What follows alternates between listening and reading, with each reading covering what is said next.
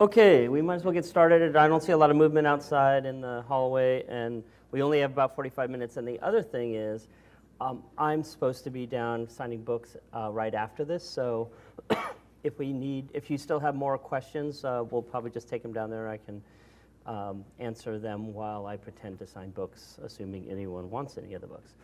I'm Nathan Shedroff, and if you're here for this, you're in the right place. If you came to heckle me, you're out of luck because I have my own heckler already, or at least you'll have competition for heckling. And I'm getting over bronchitis, so I have a cough, and cough drops don't work, and I will try to make sure I don't cough in, super stereo, but I apologize for coughing a great deal.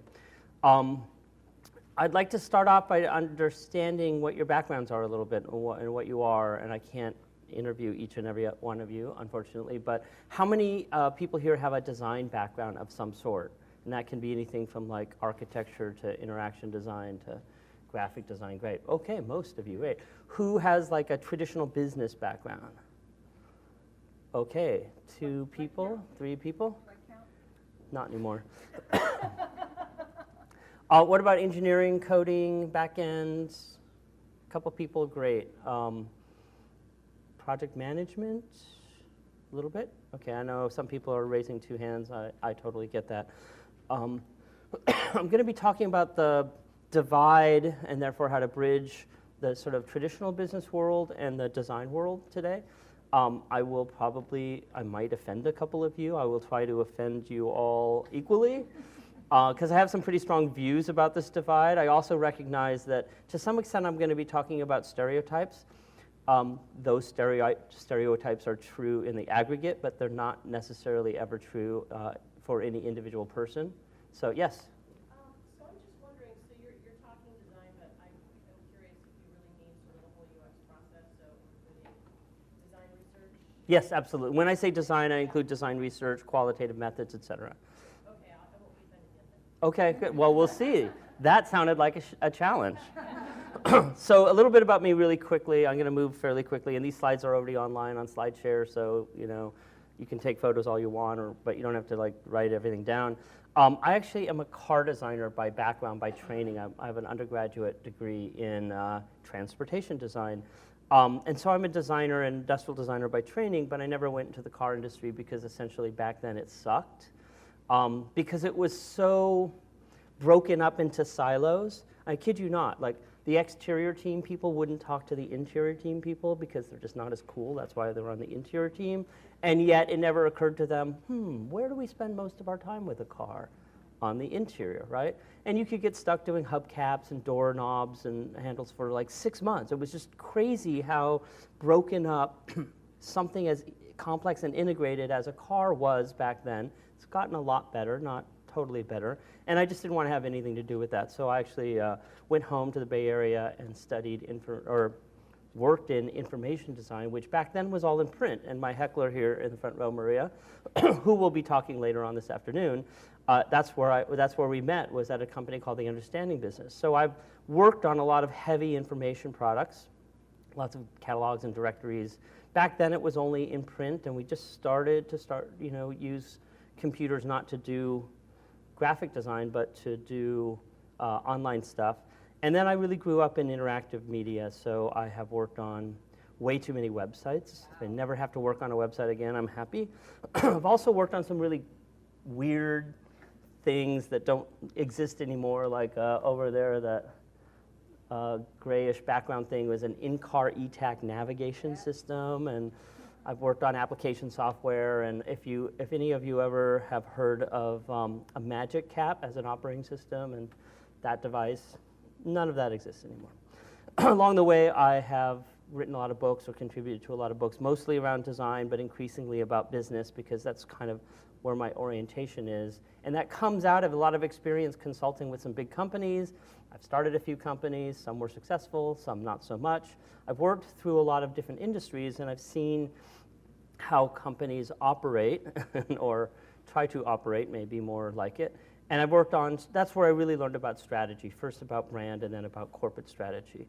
That led me here, not here in this room, but here to today, where I got to build The MBA program I wish existed when I got my MBA, which was already kind of a fluke for me. It was not something I ever expected to do, but it turned out to be a really good experience for me because I really understood business from the business person's perspective much more so than from the design experience, that, design side that I had interacted with a lot of people at the time up to then. So we have these two MBA programs.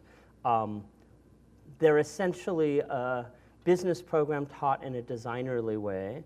And what we've really tried to do, it's not just a business program for designers, we get other people in as well. But our perspective is that business needs to be done in a new way. Business needs to be rethought for the 21st century. Therefore, business education needs to be rethought for the 21st century, and that's what we're all about. And it's already 2016. We're kind of running a little late. So that's the perspective that I'm coming from.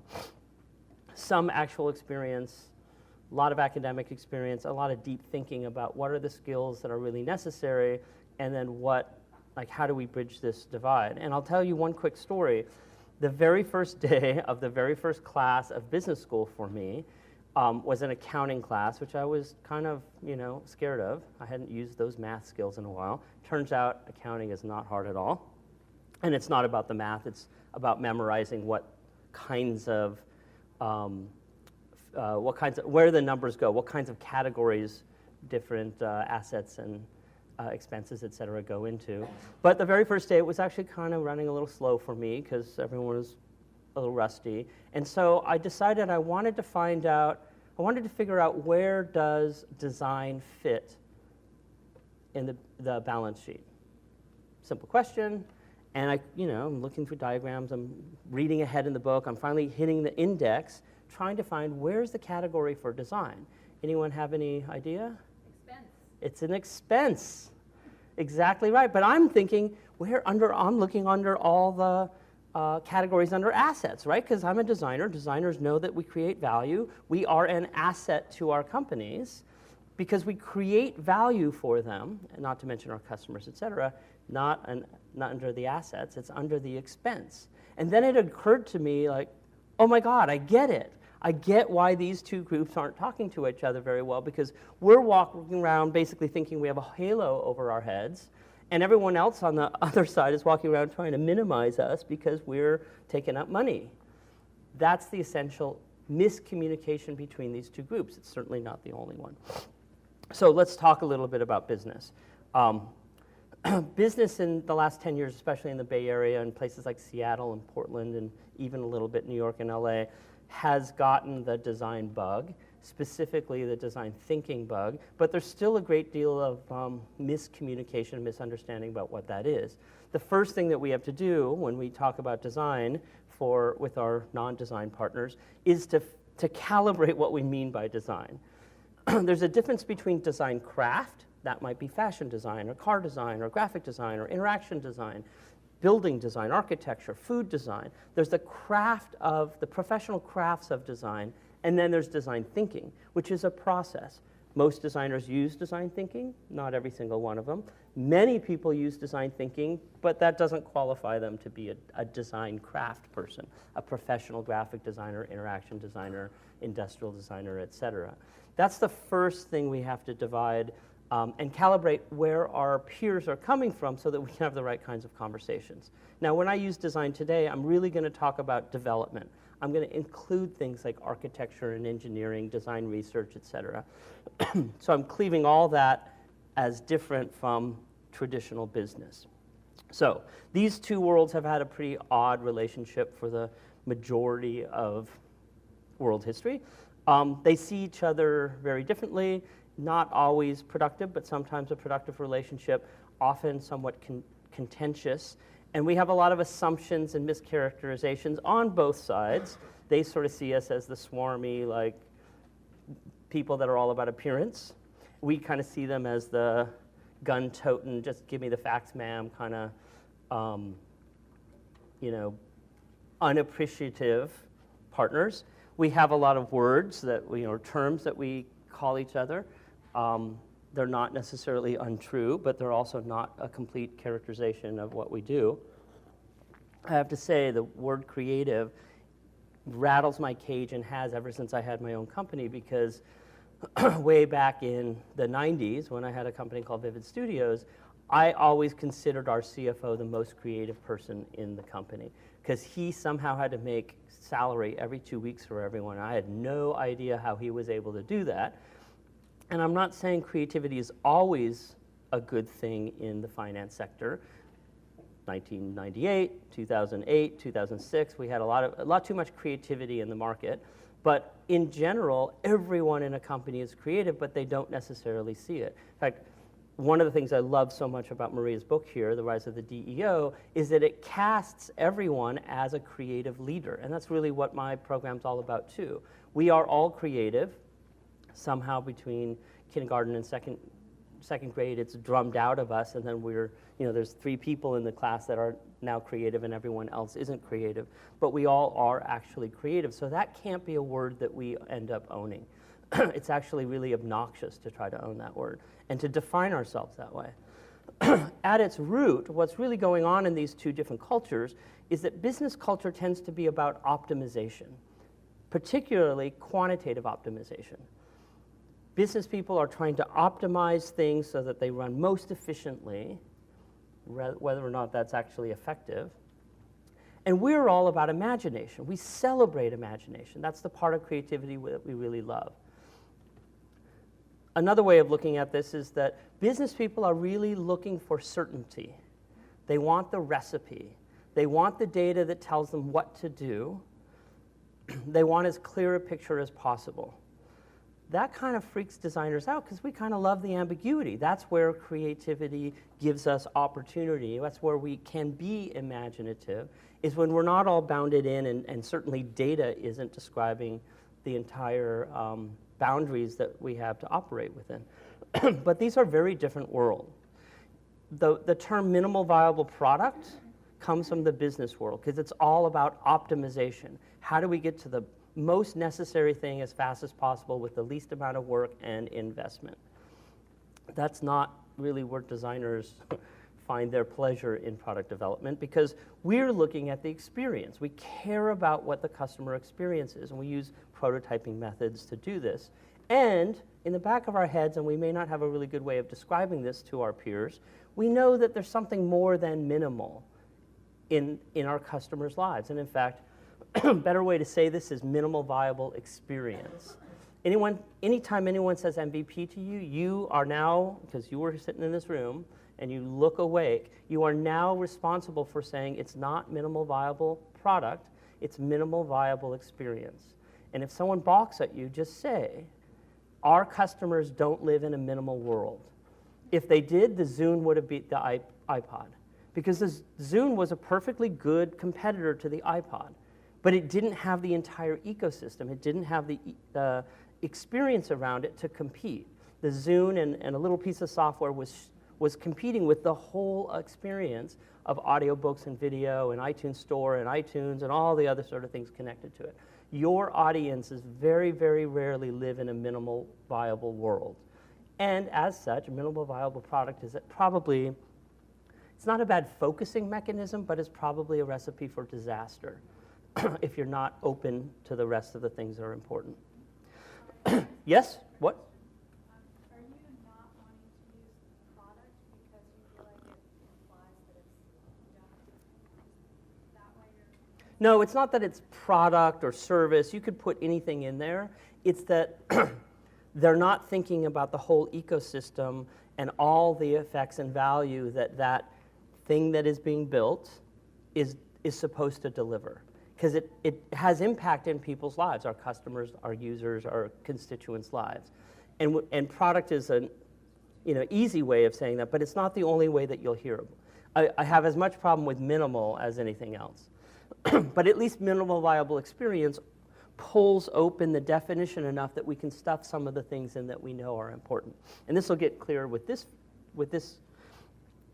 slide. So most of our business peers, because they're quantitatively oriented, they trust numbers. A lot of us in the design world didn't go into business because we aren't super comfortable with numbers explaining everything. The types of value that are easy to describe in quantitative terms are functional value, features, performance, and financial value. These are really easy to measure and describe in terms of numbers. And this is really what's at work with minimal viable product. It's a focus on what's the best price, and it might be free, what is the minimal amount of features we can go to market with. The problem with that is that there's a lot more to the experience. There's a lot more to the relationship with our customers than just functions and price and performance. Now, to be fair, business people know that. Any business person worth their MBA or their, whatever their degree was, knows that there's something more. What bothers them is they don't know how to describe it, and that all of the tools that they've been trained with don't make room for it.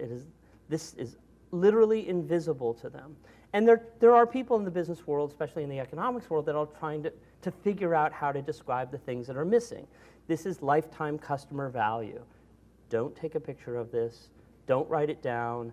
It's way too complicated, and it's not right? But this is an example of how our business peers are trying to quantify the other stuff that goes beyond price and performance. Here's another one, brand value. There's no standard around brand value, but people in branding know, and a lot of business people now trust the fact that the brand stands for more than price and features, because they see it every day. Someone buys that brand over this brand, even though it's more expensive, and maybe it doesn't even do everything that the other thing did. Why? They can't figure out why, but they know it exists, and people are working on this. So I'm going to show it to you this way. This is what we teach our students. There are 5 kinds of value in the world, in between people that get exchanged in a relationship. This is it. Maybe there's a 6th, maybe there's a 7th. There's not 15, there's not 50, there's not 100. This is what minimal viable experience is. You need to figure out what value you need to provide in all 5 of these areas, not just the top 2. The challenge, of course, is we don't have great ways, or especially great tools, for describing and building these last 3, the qualitative value. We do it intuitively. We have our tools to get at it, like design research, but it's not quantifiable in the same way that price and function is. You can't compare this emotion versus that emotion. That's just not how emotions work. You can't count how many emotions in the experience and compare them to how many of these, like you can do with features. That makes it ambiguous, which freaks the hell out of business people, and it makes it look actually really flaky. Because where's the discreteness, right? What can I count on? You're just sort of waving your hands at all this stuff. I can't see it on paper. How am I ever going to trust it? That doesn't mean that it doesn't exist. In fact, it's more important than the value on the top. The other thing to recognize about this is that there's a model here. 5 kinds of value, always translating back and forth, not every single one, bidirectionally, dynamically, changing all the time in the marketplace. And you can't transfer value. You can't exchange value without a relationship, meaning there has to be at least 2 actors. Maybe there's more. Once you have 2 actors, they have to have a way of connecting. That's the basis for a relationship. What this means, though, is that relationship businesses aren't special businesses. Every company is a relationship business. Every organization, whether it's a nonprofit, a government agency, your family, is in the relationship business. It's not just something for Disney and Starbucks and, Star Alliance or whatever. The next part of this model is values at the center. Relationships is how we exchange value. You can't have a relationship without an experience, period. There's not an experience happening, there's no relationship, there's no value being exchanged. So this is the model that the world lives in. This is the model that we have to describe, and we don't have really good ways of describing it yet, so we have to be advocates for this. It also means that every business is an experience business. So you're a relationship business, you're also an experience business. Did anyone ever read the book Experience Economy? Came out around 2000. It was actually kind of a groundbreaking book because it was the first business case aimed at business people for the value of experience. And it's a great book. It has some good information and good examples, but they made one critical mistake. By the way, you sort of don't need to read it now because the next diagram is the whole book without the examples and the whatnot. What they said was that As a company moves from a commodity-focused business to a product-focused business to a service-focused business to an experience business, everything goes up. Your costs go up, but your profit margin goes up, your loyalty goes up, your engagement goes up. Everything kind of can get better. You still have to do a good job of it when you become an experience business. And the examples they used were things like Starbucks. You can buy coffee beans on the market, and your price per coffee cup is, whatever. Or you can go out and buy coffee. You can go to a Starbucks, buy a coffee, walk out. You're paying a lot more than if you made the coffee yourself, but you're getting value for that, and they're getting profit margin for that. Service is a little bit different. If you had a service in your company where Starbucks came in and they took care of all the coffee and made sure it was replenished and restocked all the time and available, you would still be paying even more per coffee cup than you would otherwise because they're providing more value and they're probably charging enough that they're getting higher profit margin. So what is experience then? In the book, they use the example of if Starbucks could charge you entrance to the store, like Disneyland does, that would prove that it was an experience. It would prove that it was worth going into a Starbucks. You'd still have to buy all the, the food and the drinks yourself inside, again, just like Disney. But then it's an experience business. And you can probably see where this is going. Like, isn't a service an experience? Like you have a good experience or a bad experience? Don't you have good and bad experiences with products? The essential problem here is this isn't something special for some companies. Experiences across the whole thing. And the message of the book was you can be a special company, and all the examples were about places and events, if you wanted to, but you don't have to. There's still value down at the rest of it. And that's not right. Every company is an experience business. And a lot of companies don't realize it. Doesn't mean they're not an experience business. It means they're a shitty experience business. They're making crappy experiences. So that's also something you're now responsible for communicating to your companies and your clients. So let's go back to this 5 list of value.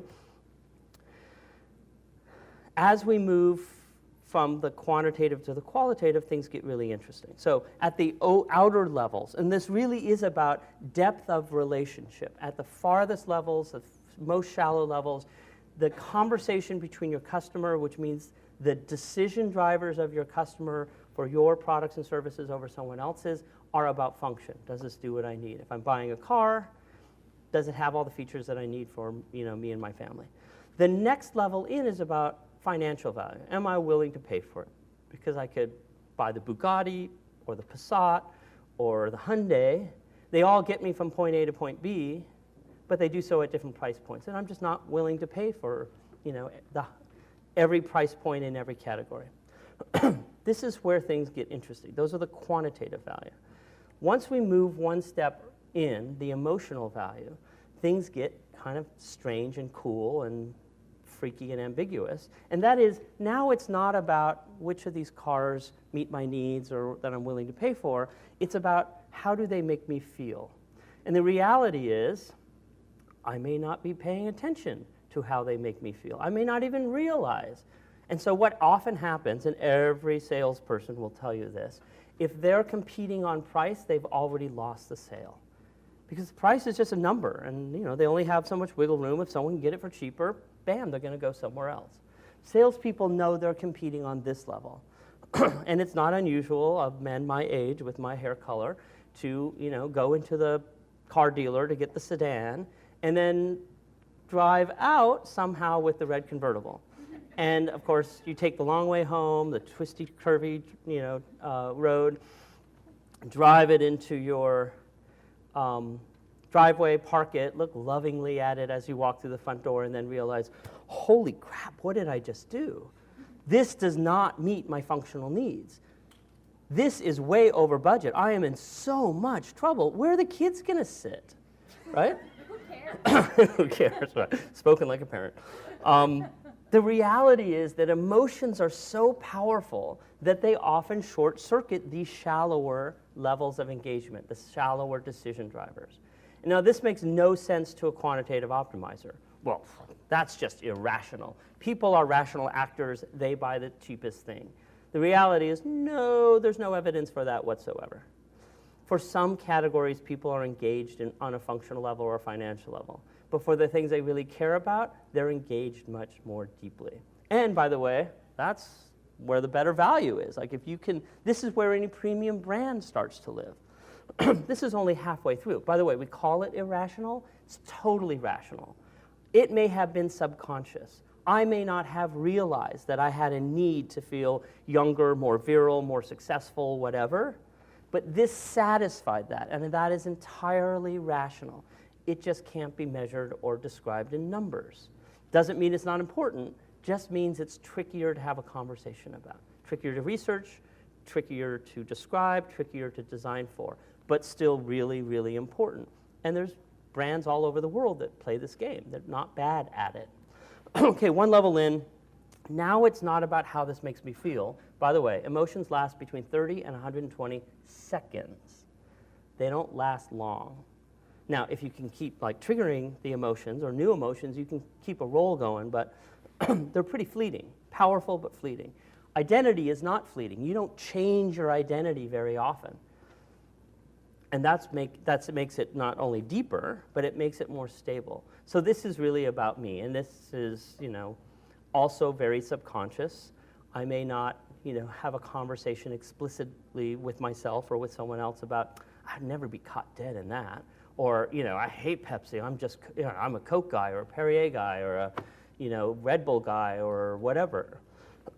Even the people playing the no logo game are still describing their identity. They're still operating on this area, on this level. And the last step here is meaningful value. This is the deepest value. It's, in that sense, the most valuable value. It's the most stable value. And this is more about worldview. Do I live in a world that allows this, or that I want this? It's how I see the world, and that does not change very often. It does change. 9/11 changed everyone's worldview in the United States. When Sputnik launched, it also changed everyone's worldview in the United States. And that changes their values, and that then affects their identity, not to mention the emotions, their functional needs, et cetera. So if we can target this deep level in the things that we create for our customers, man, we're making it so much easier to derive more, better value than if our conversation is about price and performance, features and price. And so I'm going to introduce a new term for you, another term for you, and use an example of Instagram. We're looking at total value. We want to see all of this value and its worth. So I already gave you the answer at the top. We know how much Facebook paid to buy Instagram. This is almost 3 years ago, $1.1 billion. Anyone want to venture a guess about what the accounting books of the company, of Instagram, said the company was worth the day before the sale? 87 million. You were there, yes, 2 days ago. And you still didn't get it right. It's $86 million. Okay, the books said, the financial system said, oh, we're an $86 million company. At the next day, the books suddenly said, oh, no, we're a $1.1 billion company. And, you can do the math. Even designers can do this kind of math. There was an extra $1.1 billion worth of value generated that day in the sale. Where did it come from? What does it represent? Why did Facebook pay $1 billion more for an $86 million company? That's the value of relationships, because they created great experiences that created great relationships, and they got to derive that kind of value. Everyone in business is trying to do that. The problem is that most people in business only know quantitative tools to build and manage value. And so they're really bad at making decisions that build qualitative value. Where's the better value? Right? It's not on the quant side. Everyone is trying to build this kind of value using these kinds of tools. This is why it's so difficult. Another way to say this is the business term for qualitative. Premium. Do we want to be a premium brand? This is premium value. Yes? How does qualitative define the balance sheet? How do they identify? It's not there at all. That's why I'm, I'm using this image. This is what business people see traditionally. This is what they're missing. It's literally their blind spot. It's invisible to them. Or like you saw with brand value or lifetime customer value, they know that there's something here, but they just have no way of understanding it, seeing it, let alone building it. So these are kind of the business terms for this. This is book value. This is what the books say that there is. What? The goodwill term doesn't exist in it. Yeah, in fact, this is an accounting term. There is a cell in the spreadsheet, if it's in Excel, on the balance sheet called goodwill. And literally, what happens when a company gets purchased or when a company goes public and the next day, like, there's gobs of extra money, it literally gets shoved into this line item in the balance sheet that says, oh, people just like this. They gave us a bunch of extra money. Isn't that cool? That's how it shows up because that's all the tools allow for. Didn't exist the day before, suddenly exists the day after, and it's magic, but it's entirely misunderstood and invisible to a lot of traditional business people. This is the essential cultural divide that we have to figure out how to bridge. And we probably have to do the bridging ourselves in terms of we need to go learn their issues and language rather than waiting for them to learn ours, because they still think, the majority of them, still think design is about appearance, right? Okay, so, by the way, this does not, I always get this. Always someone asks, oh, well, this is true of business to consumer business, B2C, but I'm in a B2B business, I'm an enterprise, and that's about price. People make those decisions based on price. The answer is, oh, no, they don't. If you've got a salesperson in your enterprise company, you go talk to them. Because again, if it's about price, they already lost the business. They're still selling on the basis of this other kinds of value.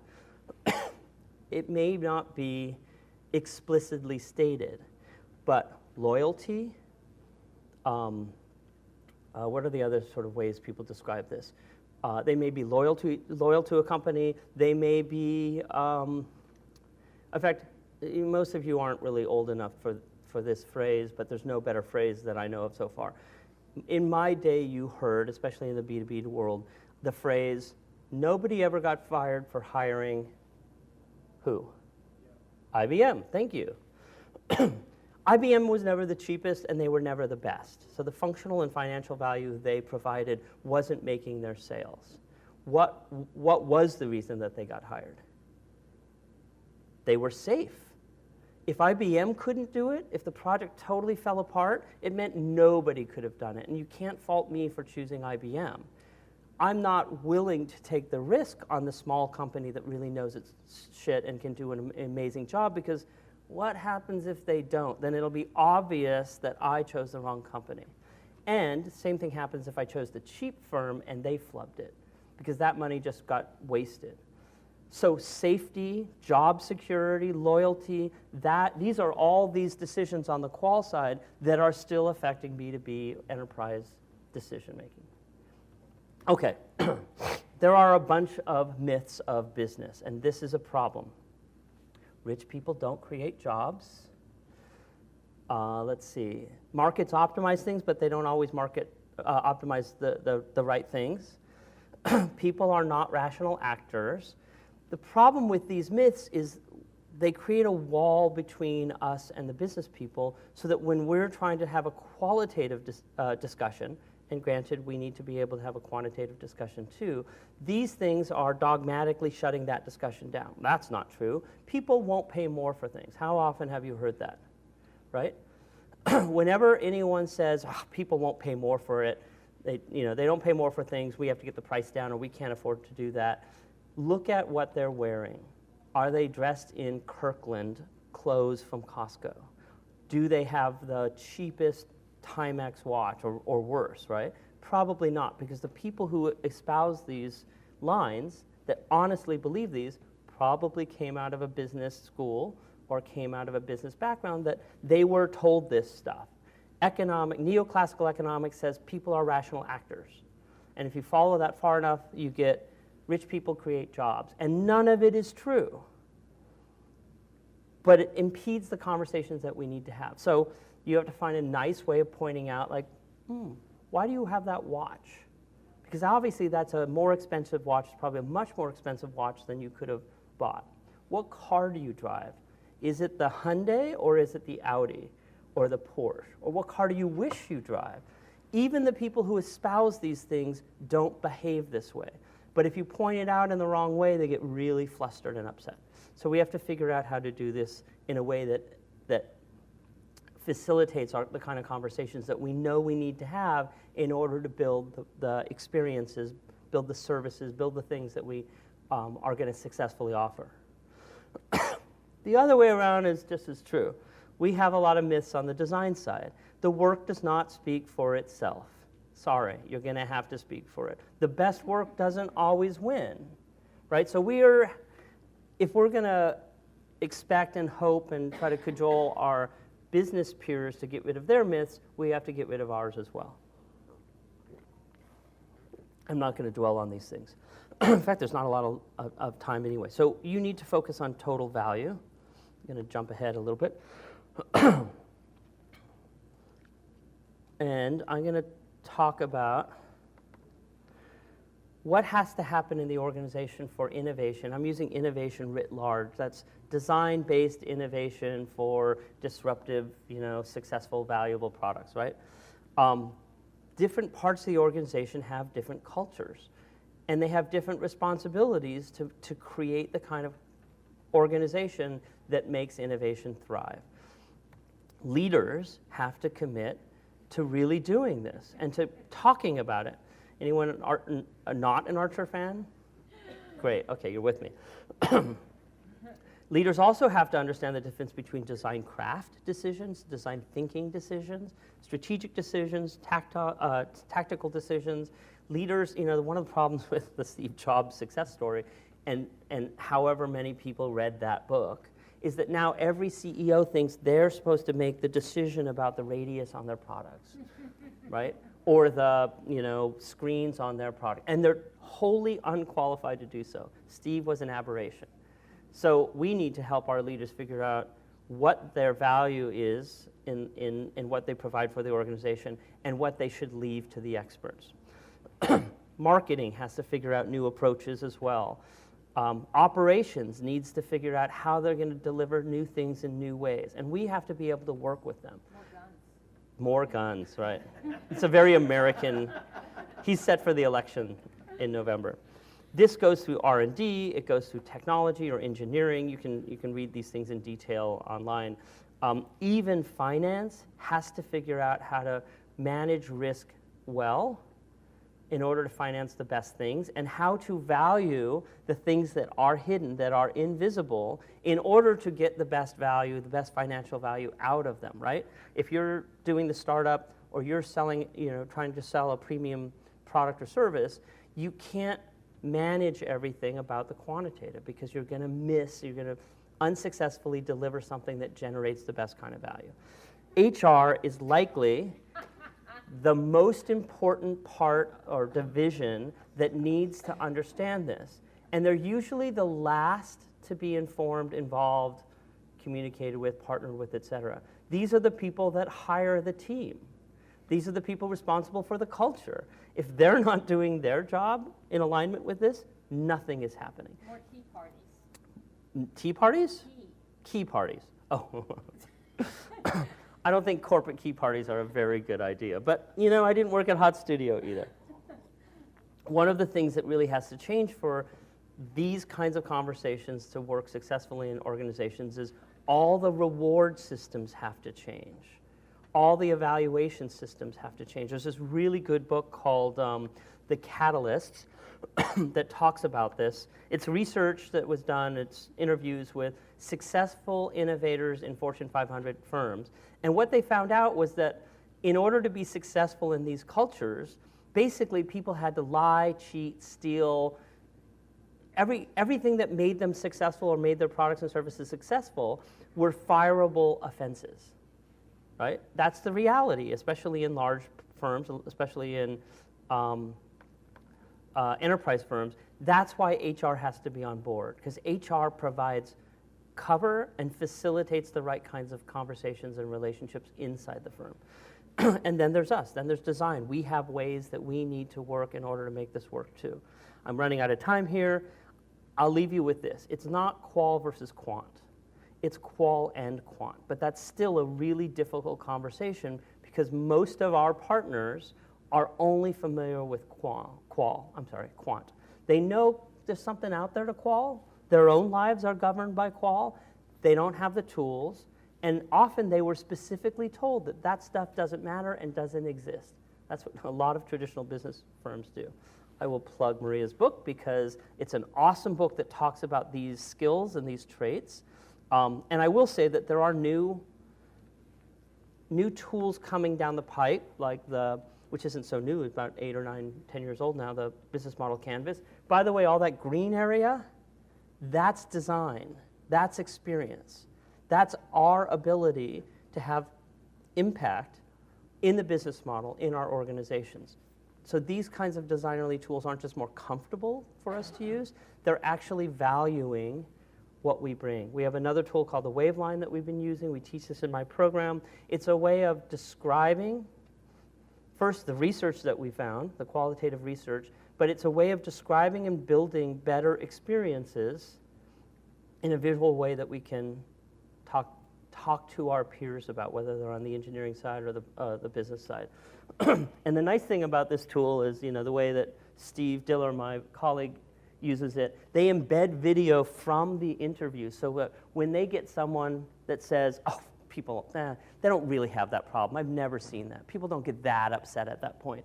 Click, bing, there's the video of the person going, the thing I really hate is, and so it helps validate.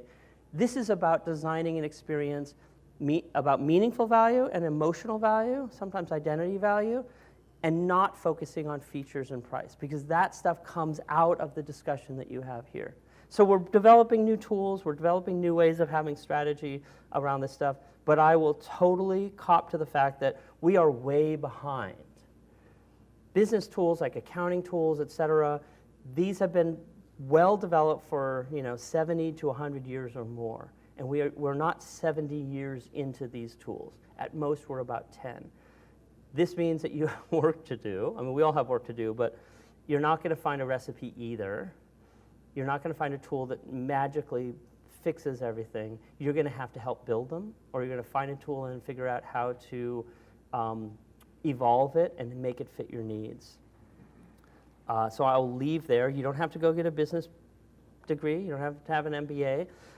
But to be successful, both in your career and in creating the kinds of products and services, experiences that are going to successfully create the kind of value that I know all of you really want to make for people, you're going to have to learn some business language. You're going to have to understand business issues, what they really care about. Like, they see us as expense. We think of ourselves as an asset. We have to bridge that divide. And we need to, there's a third set of skills around sustainability and systems thinking as well. We need to do all of this to be successful. So I'm right at 11 o'clock. I'll say thank you for now. I'll take like maybe 2 questions, and then we'll all, anyone else can run down and follow me down to the third floor, and I'll be signing books, but I doubt anyone will be buying my sci-fi book, and so we can just answer questions there. So what can I illuminate for you? Anything? Are you all terrified? Yes. I'm just curious about how things like customer reviews on Amazon or Yelp, combined with smart systems that pull out, the most appealing things for you to see, like the most appealing reviews. Yep. Is that a bridge of the two? Yeah. In fact, this is something that we as designers need to become comfortable with. We are not super comfortable with the analytics, with the quantitative data around our customers' experience, especially if it's, click-throughs and page views and search terms, et cetera. And one of the reasons why we're not comfortable with this is that, unfortunately, too many people on the business side, in traditional business, think the numbers are the story. Oh, well, the analytics say this. It's a very famous case that probably was 6 or 7 years ago, maybe a little longer now, at Google, where they wanted to find the optimal, optimization, optimal color for buttons. And so they A/B tested 42 different shades of blue over thousands or God knows, tens of thousands of users and clicks, et cetera. And they found the optimal shade of blue. And the designers are like, well, what are we around here for then? If that's your approach to problem solving, you don't need me because you think that the data will tell you the answer. And the answer may be wrong. That blue might be the wrong blue. It might be Tiffany blue or IBM blue. There's other reasons for understanding what that data might be telling you. But if all you care about is the data telling you the story, there's no place for design, there's no place for professional experience, et cetera. On the other hand, we need to be, as designers, comfortable with that data. That's really important data. That's part of the inputs that we should be using in our design decisions. But we know that it's not the whole story. I'm on the board of a company here in Seattle. It's the oldest design firm in the world. It turns 90 this year. It's the longest design relationship, continuous design relationship of any firm ever in history. I think it's 75 years or something. It's called Teague.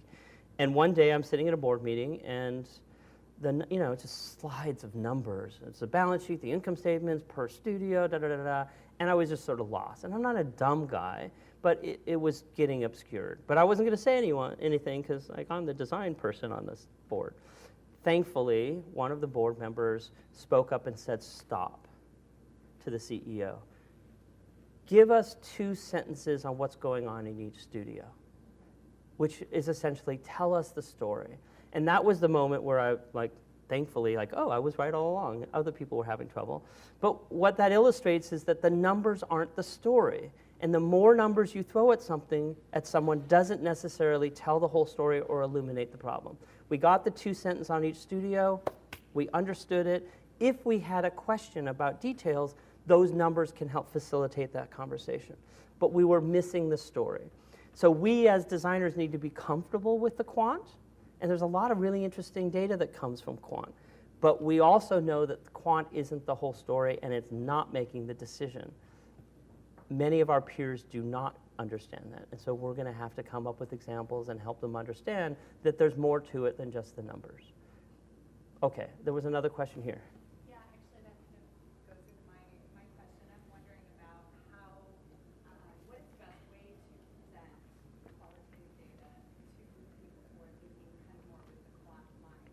The best way is to show examples of your customers. This might be an interview, it may be just sales data, of your customers making decisions in your realm, whatever your industry is, that are not quant-based. So if you can find a customer that pays more than your company pays or your competitors pay for the same thing, trot that out.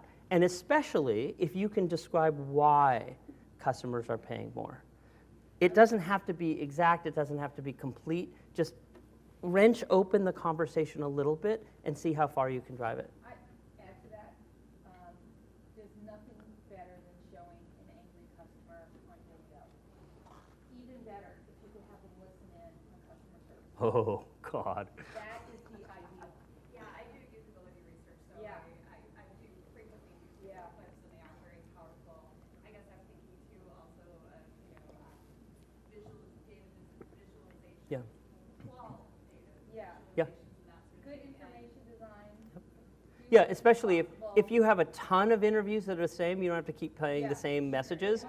The best. Show the data and show one of the, one example. Yeah. Yes, you're going to be the last question, and then I'm going to run downstairs, and someone else is coming in. So I'm going to go off of that, and I'm going to ask the B2B, I'm going to ask the enterprise. Yep. question. So we can do this in our company, but now we're dealing with the B2B, we're dealing with an enterprise. Yeah. Our salesperson is talking to another sales Yep. person.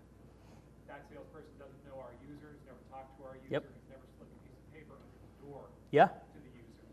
So how do we talk to that sales? This is the classic problem that every consultant has, that you don't have to be a consultant to have it. Your customer in a B2B situation has customers, and you will likely have to do twice the amount of work.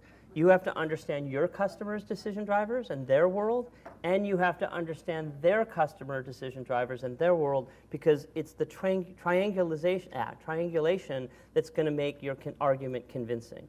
That's why consultants get hired, by the way, is that this company doesn't understand their customers well, and they're bringing us in to illuminate that for them. But we have two different things going on. We may need to sell ourselves as a service or as a product, for that matter, to our customers in a different way than we talk to, sell, and illuminate the relationship they're having with others. So it's twice the amount of work. Lucky you. But that's really what's going on. Okay, I'm going to end here. I'm going to run downstairs. Come find me. I'm happy to answer more questions. And thank you for not falling asleep.